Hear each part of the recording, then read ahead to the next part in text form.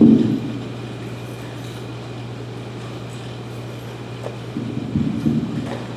الحمد لله نحمده ونستعينه ونستغفره ونعوذ بالله من شرور أنفسنا ومن سيئات أعمالنا من يهده الله فلا مضل له ومن يضلل فلا هادي له وأشهد أن لا إله إلا الله وحده لا شريك له وأشهد أن محمدا عبده ورسوله صلى الله عليه وسلم يا أيها الذين آمنوا اتقوا الله حق تقاته ولا تموتن إلا وأنتم مسلمون يا أيها الناس اتقوا ربكم الذي خلقكم من نفس واحدة وخلق منها زوجها وبث منهما رجالا كثيرا ونساء واتقوا الله الذي تساءلون به والأرحام إن الله كان عليكم رقيبا يا أيها الذين آمنوا اتقوا الله وقولوا قولا سديدا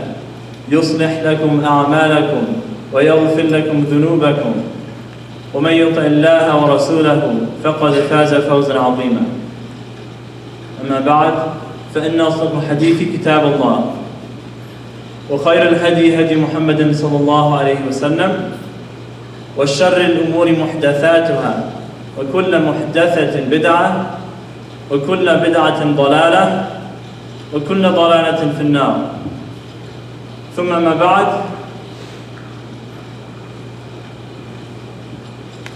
May our Lord grant that he recited whatever I'm going to talk about today. It's really nice to be here, to come back to Rutgers, to see a lot of familiar faces. I haven't been gone that long, but it feels like it's been forever. So it's very nice to be back, mashallah, seeing a lot of familiar faces.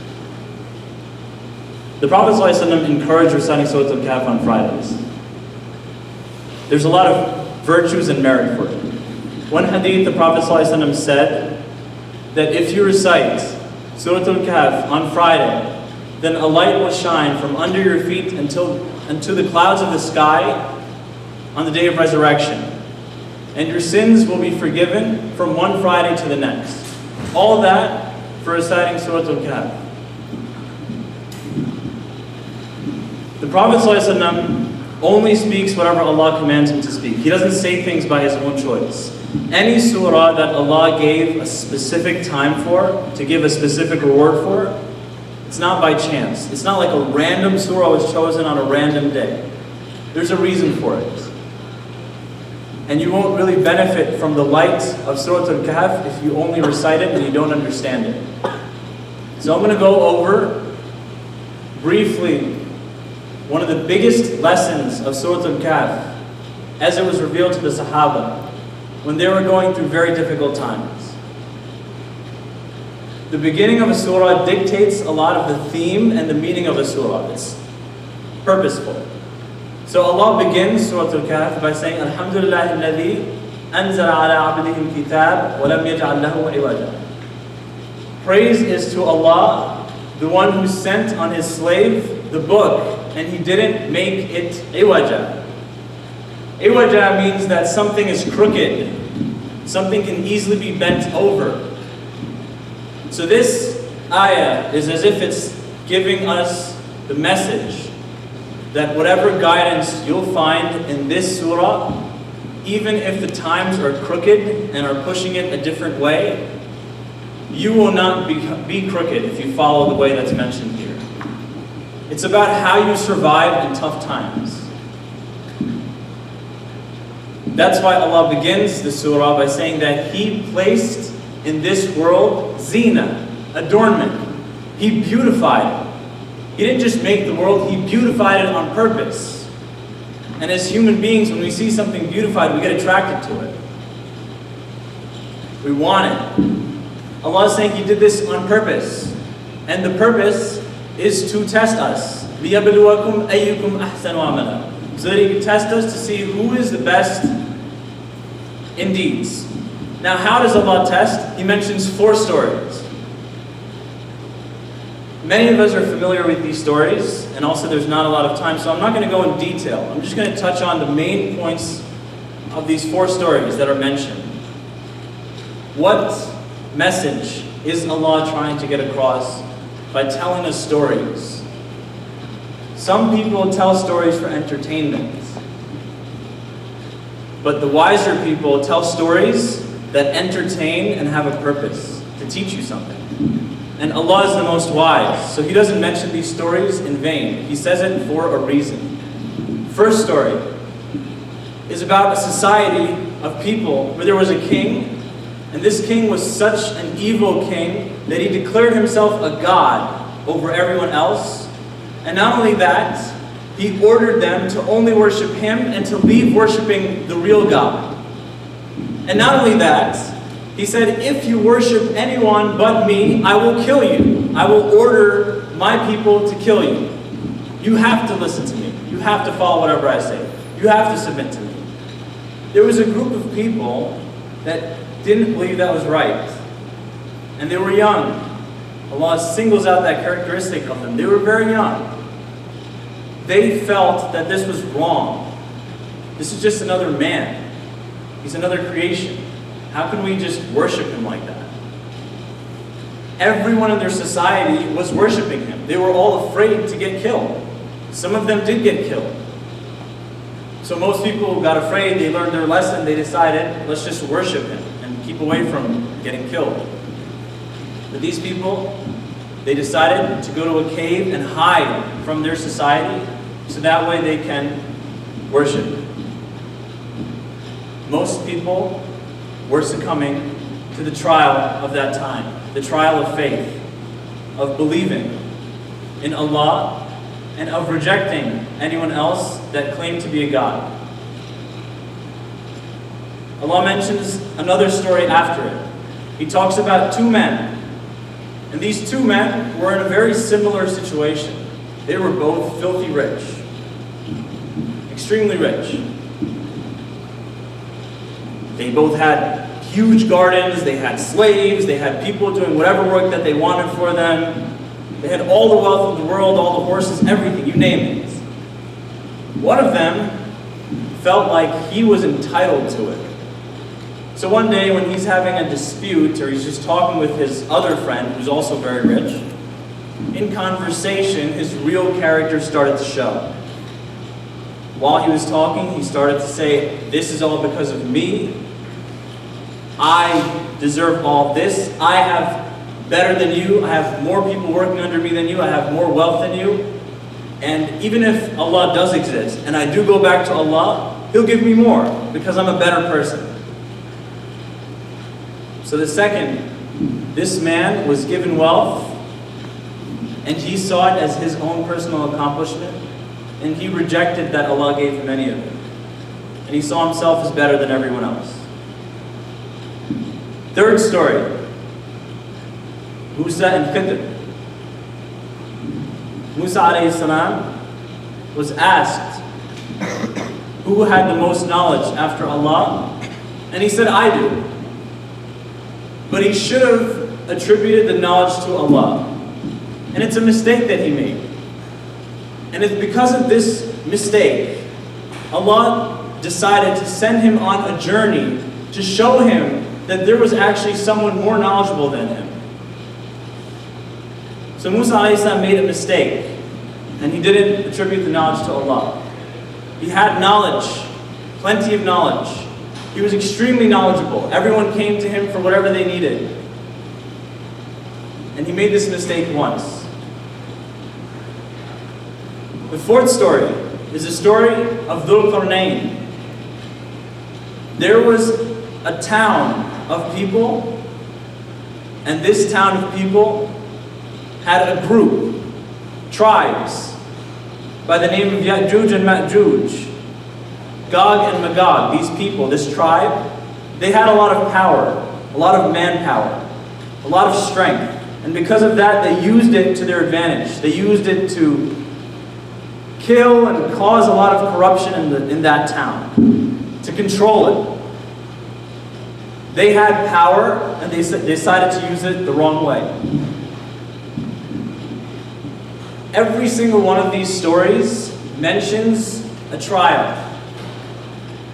And it talks about people that didn't deal with the trial in the best way. So Allah talks about different examples of people. He talks about the people in the town of the people of the cave. Most of them submitted to the king, and they worshipped him, even though they knew that Allah is the only one that should be worshipped. Their life was more valuable. They were afraid. Then wealth. The man thought it was all his. It was because he owned it. He earned it. He did it. He deserves it. And then knowledge. Not attributing it to Allah. And finally, power. You have the power and you use it for wrong. Every single one of these trials, though they're mentioned in these stories, and sometimes we read these stories and we see them as fables, we have to think, not a single story is mentioned except that it's relatable to us. Every single one of us goes through the trial of faith. And even though we may not have people saying to us that if we don't believe we're going to get killed, even though in some parts of the world that does happen today, as you all should be aware, and if you're not, you need to wake up and look at the politics around the world. There are still people that do this, but in America it's not the case, right? We can do whatever we want. The fact that we're here on campus praying, doing Jumu'ah, that's not going to happen everywhere. We don't have that trial, but we do have a trial of faith. Right now, you may have your Muslim circles, and you're able to keep Islam in your circles. But when you graduate college, you're going to start to realize that those circles evaporate. One day, you're going to be with a group of people, and you're going to be the only Muslim. The only person that actually is a Muslim. Leave Muslim aside, you're going to be in circles where you're the only person that believes in God. That's going to happen to you. The only person. And you're going to look so weird. Right now you don't look weird because everyone else around you is doing it. But one day you will look weird. Everyone has the trial of faith. You know, once I was in training for work, it was crazy. I was in training for work and every single person that was with me at the table that I was sitting was drinking. Including the Muslims. Right? So everyone was drinking and that's when you really feel like, oh my God, I'm on this island by myself, and I really have the option to do whatever I want. No one knows me here. I could do whatever I want. If I wanted to grab a beer, I could do that, right? Who would know? If I did that and came back, who would know? No one would know. It's a trial of faith for everybody. Sometimes people are presented these situations, sometimes they're not. But everyone will face it. Trial of wealth. You know, maybe you won't get the riches of the world, but you will get some riches. A lot of us are privileged that we're here in a university and we're getting education. And inshallah, a lot of us get jobs and we'll get money. I've seen myself when I was in college, and even now after college more so, anytime someone gets a job, they start to get really cocky about it. So they think like, I worked hard in college, I got a really high GPA, I put forth my effort, and I'm here in college because, or I'm here at this job, I'm making this money because of what I did. And they forget that none of that was possible because of them. None of it could have happened because of them. They would not have been here had it not been for Allah. They would not have had the intellect had it not been for Allah. So it's easy, very easy to look at these stories and think that they're for those people that are super rich and not for us. No, it's actually very relatable to you because you will face these trials. Maybe it's not in money. Maybe it's in knowledge, which is the next story. Maybe you feel really accomplished, and I'm going to take a jab at med school kids here. I got into med school. I feel really accomplished here. I am a genius. By the way, for the brothers and sisters that have been posting about getting into med school, congrats, may Allah bless you in whatever you're doing. I'm not here to knock on you. I'm just, as an example, just for all of us to remember, engineers do it too, everyone does it. Right? You think that whatever you learned in college gives you the right, and you feel like you put forth the effort. Allah gave you the permission to put forth the effort. He gave you the will. Will is from Allah too. He gave you that. And finally, power. I mentioned the story of Dhul Qarnayn, and I did mention Dhul Qarnayn even though he's the powerful one. I mentioned Ya'juj and Ma'juj. Do you know why? Because they're the ones that failed the power test. They had power. They didn't have an expansive kingdom, but they did have power. What was their power? Numbers. in their society. They could control things. If they wanted to, they could cause mischief. They could push people down to do whatever they wanted. They could wreak havoc. You may not get a kingdom. That's very unlikely. But you may get some power someday. Maybe you'll be a husband to a wife, a father to a family. Every single person's a shepherd and they have to look after their flock. Every single person will get some taste of power. Some people fail and they use that power for their advantage and for doing wrong. Some people succeed. So that's what I wanted to mention here with all these stories, that some people succeed. The Quran is not a book that tells humanity of its problems and says deal with it. By the way, humanity, these are all your problems. You can't stand, you can't handle knowledge, you can't handle wealth properly, you can't handle power properly, you can't handle your faith properly, and that's it. That's not how the Quran works. The Quran, as we saw from the very first verse, was sent as a manual to teach you and me how to deal with these situations. So in every single story that was mentioned in Surah Al-Kahf, the opposite was also mentioned. So it's not only the bad example, it's the good example that's mentioned. And as a matter of fact, if you notice, if you actually read Surah Al-Kahf, everyone should read the translation of Surah Al-Kahf and also the real Arabic Surah Al-Kahf. If you read, you'll notice that I, right here speaking, focused on points that are not emphasized in the surah.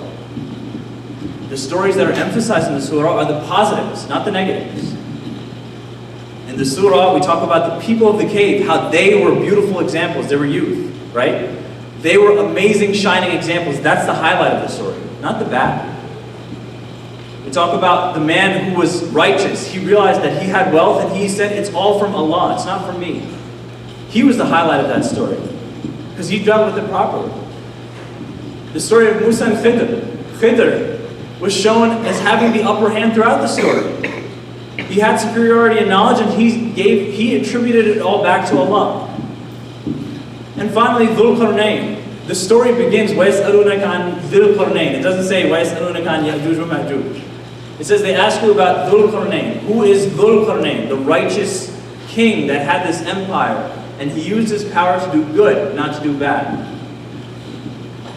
The Quran highlights the positives. Do you know why? It highlights the positives so we can have an example to follow in our lives. Not so we can cry about the wrong things that people are doing. We have a beautiful example to aspire to. We don't have a situation to complain about. This is what Allah wants from us. Most people, when they're in a fitna, they're in a trial, whatever it is. We talked about a bunch of trials here. They're always thinking about, how am I going to be strong enough to get out of the trial? That's what most people think about. Admittedly, I think about this all the time. How am I going to be strong enough to handle these trials? How? They're really tough, and it's getting tougher. Every day is a different challenge. Every single person has their own challenges. How can I handle it? You know, that's a mistake. If you're thinking about this that way, that's a mistake. The reality is you're never going to be strong enough. And the commonality in all of the stories that Allah mentions in Surah Al-Kahf is that those people that were successful for every trial that they were in realized that it's not about them. They realized it's about Allah. That moment is the pivotal point in your thinking. If you think that you're strong enough to pass the trial, you are easily switchable. Your heart can switch. You might be super strong one day and super weak the next day. Very easy. But Allah doesn't switch. Allah is strong. Allah can bring you out of it, no matter how weak you are. Allah has the ability. And that's why every person that succeeded in trials returned their affair back to Allah. They said, the people of the cave said that we're slaves of Allah. There's no way that we can worship other than Him. We don't have the right to. They remembered Allah. The person that had wealth, he said, you should have said when you came into the garden, Masha Allah, la quwwata illa billah. You should have said that this is all by the will of Allah. I didn't do it. It's not by my strength.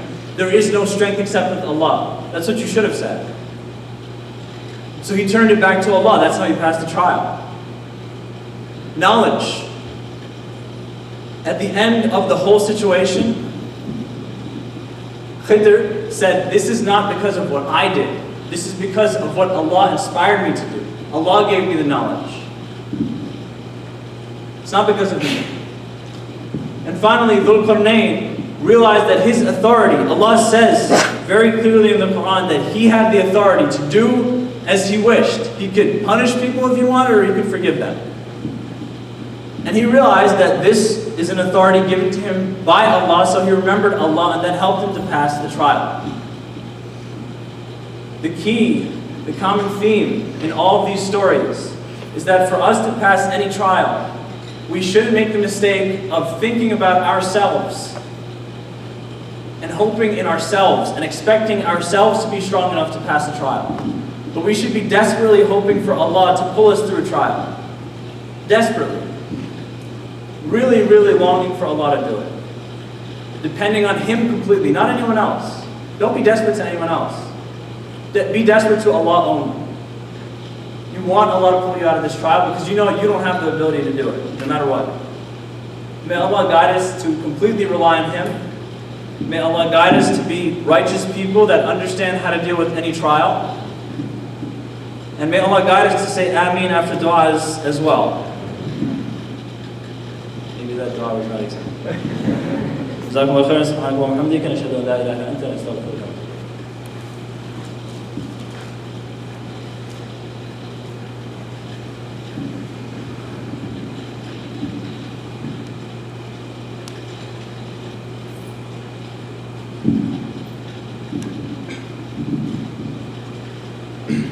Alhamdulillah Rabbil Alameen, wassalatu wassalamu ala Rasulillah wa ala alihi wa sahbihi wa wala ba'd.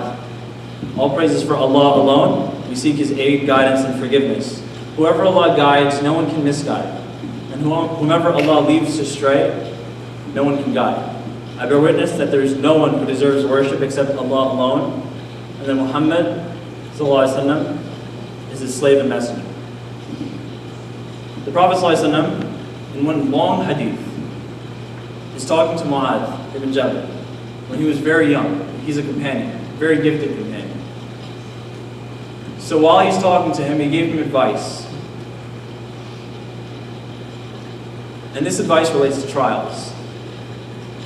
And it's interesting that this advice, maybe it's not so interesting, maybe it's expected, that this advice is exactly coherent with whatever the message of the Quran is for dealing with trials. The Prophet ﷺ said, "Ta'arraf ila Allahi fil rakha'i ya'rifka fil shiddah." You should know Allah in times of ease. He will know you in times of difficulty. People's lives are tumultuous. Sometimes they're good, sometimes they're bad. No one has a consistently bad life, no one has a consistently good life. Even though it looks that way. Sometimes you look at some people, they look like they're so prosperous. Guess what? They have some really bad times in their lives. They're just really good at hiding it. Guaranteed. There is no one that lives a scotch-free life. The key is that when you're in those times of ease though, right now maybe there's a time of ease. No exams coming around, it's just cruising right now at the beginning of the semester. If you're in a time of ease, you use that to remember Allah and to know Allah. And if you use that time to remember and know Allah, then realize that Allah promised, and His Messenger ﷺ promised, that if you do that, He'll remember you in times of difficulty. That's a promise. So it's very easy to just remember Allah when you're in times of ease.